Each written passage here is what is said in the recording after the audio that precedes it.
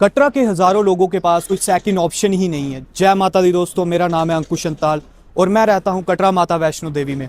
आज का वीडियो उन लोगों के लिए जिनके पास सेकंड ऑप्शन ही नहीं। ये साहिल है, ये माथे पे बांधने वाली माता की पट्टी बेचता है। इसके पिताजी अब इस दुनिया में नहीं है और परिवार की सारी जिम्मेदारी इसके कंधों पे आ गई है और इस काम के अलावा इसके पास और कोई काम नहीं। घर में माता जी हैं, धर्म पत्नी है और एक छोटी सी प्यारी सी बेटी। इन सब के साथ ही साहिल को छोटे नशे भी घेर चुके हैं। अब साहिल से ही जानते हैं उसके बारे में। साहिल, अपने बारे में बताओ, तुम कहाँ के रहने वाले हो? भैया हम कटरा के रहने वाले हैं, वार्ड नंबर 11 में रहते हैं हम, मतियाल पीर बाबा में। हम उसके ऊपर ही वहाँ हमारे घर पड़ते हैं, वार्ड नंबर 11 में इसलिए। अच्छा हाँ जी साहिल, ये काम तुम अपनी चॉइस से कर रहे हो या मजबूरी से? सर, मजबूरी से कर रहा हूँ। पिताजी के जाने के बाद घर का बोझ कैसे संभाला है?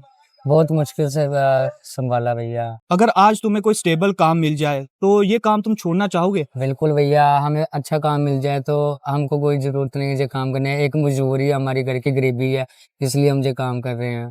तुम्हारे महीने की इनकम कितनी होती है और ऑफ सीजन में क्या होता है? सर, ऑफ सीजन में तो हमारी बहुत मुश्किल से हम अपना परिवार पालते हैं। काम तो होता नहीं है, हमारे पास कोई जॉब भी नहीं है, तो जैसा भी आता है गुजारा घर का कर लेते हैं।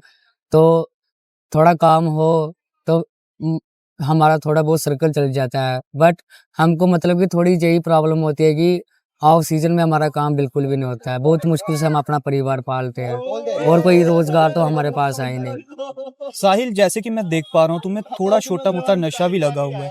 नशा तुम्हारी जिंदगी का प्रॉब्लम है या जिंदगी का प्रेशर का रिजल्ट? ये तुम नशा प्रेशर में कर रहे हो, क्यों कर रहे हो? अपने घर का बोझ बहुत है सर। कभी कभी दिमाग में बहुत डिप्रेशन होता है जब काम नहीं चलता है कि परिवार कैसे पालना, कैसे नहीं करना। कभी नींद नहीं आती है, तो मतलब कि डॉक्टर से मैंने लिखवा के अपने लिए रेस्ट वाली दवाई लगाई है, जिसके साथ मतलब कि मेरे को थोड़ी टेंशन की प्रॉब्लम कंट्रोल होती है सर। ओहो, मतलब आप डिप्रेशन से भी जूझ रहे हैं? हाँ जी भैया। कभी किसी ने तुमसे पूछा कि तुम क्या चाहते हो? सर, आज तक तो हमारे पास कोई भी नहीं आया। हमको कभी किसी ने नहीं पूछा कि हाँ भाई आपका घर कैसा चल रहा है, आपका काम कैसा चल रहा है। आज तक हमको किसी ने नहीं पूछा। हम कटरा के रहने वाले हैं। अगर तुम्हें कोई दूसरा ऑप्शन मिले तो तुम करना चाहोगे? बिल्कुल भैया, जिसके साथ हमारे घर का भी सर्कल चले जाए, हमारा बाहर लेन देन जो होता है वो भी हमारा चले, तो हमको जरूरत नहीं है वजह काम करने की। एडमिनिस्ट्रेशन तो तुम क्या चाहते हो? हम यही चाहते हैं, हमारी यही रिक्वेस्ट है उनसे कि हमें कोई बढ़िया सी जॉब मिल जाए बस, और हमें कुछ नहीं चाहिए, जिसके साथ हमारा गुजारा हो जाए। और तुम्हें खुद भी मेहनत करनी पड़ेगी? बिल्कुल करेंगे सर। जैसे नशा छोड़ना पड़ेगा? बिल्कुल छोड़ेंगे सर। अगर हमारी जिंदगी में दुख नहीं होगा, हम ऐप भी नहीं करेंगे सर। अच्छा, फिर तो हमें किसी चीज की प्रॉब्लम ही नहीं होगी, तो फिर हम गंदे कामों में नहीं पड़ेंगे सर। सही बात है, बिल्कुल सही। तो दोस्तों, जैसे कि हमने जाना कि अगर एक ऑप्शन होना बड़ा जरूरी है। अगर देखिए साहिल के पास ऑप्शन होता तो साहिल खुद कह रहा है मैं मेहनत करने को तैयार हूँ, मैं अपना पसीना बहाने को तैयार, मैं ये नशा भी छोड़ दूंगा, पर मेरे पास ऑप्शन तो हो। दोस्तों, पर हम एक चीज और इम्पोर्टेंट इनसे पूछेंगे दोस्तों, रोबे का मसला। रोबे के मसले के ऊपर दोस्तों हमारे कटरा वासियों की क्या प्रतिक्रिया है। और जैसे कि हम देख पा रहे हैं साहिल अपने दिल की हर बात यहाँ पे रख रहा है। अब हम उससे ये भी पूछेंगे कि रोबे को लेके उनके क्या ख्याल है। साहिल, रोबे को लेके तुम्हारे क्या ख्याल है? भैया एक्चुअली बात ये है, चलो माता की दया से हमें 200-300 जितना भी बनता हमारा परिवार चल जाता है। पर जगह रोड पे लगेगा सर, जो भी श्रद्धालु यात्री वगैरह आएगा सर, वो तो बाहर से ही चले जाएगा, तो हमारी ना चुन्नी बिकेगी ना कुछ बिकेगी। हम तो अपने परिवार पालने के लिए और मजबूर हो जाएंगे। हमारी यही रिक्वेस्ट है कि हाँ, हमारे बारे में सोचो, हमको कुछ ना कुछ मतलब कि हमारे बारे में कोई हमारा मसला हल करो, कि हाँ जिससे हमें भी कोई प्रॉब्लम नहीं हो और बाकी वालों को भी, जो जिन बेचारों का रोजगारी इधर से चल रहा है, उनको भी कोई प्रॉब्लम नहीं हो। हम यही चाहते हैं जहाँ तो रोडवे नहीं लगे, अगर लगे तो मतलब कि हर एक इंसान को जो हमारी तरह मेहनत मतलब कि इधर भी ऐसे ठोकर खा खा के काम कर रहा है, उसको भी कोई ना कोई इंसाफ हो। साहिल की कहानी सुनने के बाद एक सवाल अनअवॉइडेबल हो जाता है। जब पावर किसी के पास होती है तो जिम्मेदारी भी उसी के पास होती है।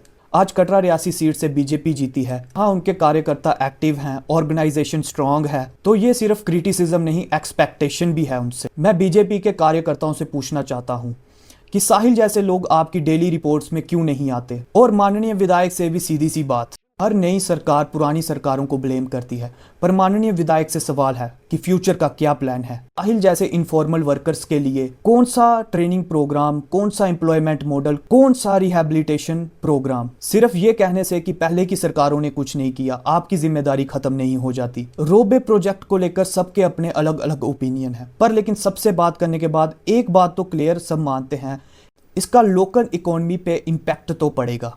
कटरा के घोड़े वाले, छोटे वेंडर, दुकानदार, डेली वेजर्स, इनके लिए दूसरे एम्प्लॉयमेंट का क्या ब्लूप्रिंट है। ये वीडियो किसी को टारगेट करने के लिए नहीं, ये वीडियो प्रेशर क्रिएट करने के लिए है, ताकि प्लानिंग सिर्फ प्रोजेक्ट की नहीं लोगों की भी हो। दोस्तों आने वाले दिनों में मैं रोबे प्रोजेक्ट को भी कवर करने वाला हूँ। कटरा के और भी छोटे से लेके बड़े इश्यूज़ को मैं उठाने वाला हूँ। मिलता हूँ मैं आपको आगे किसी वीडियो में, तब तक के लिए जय माता दी।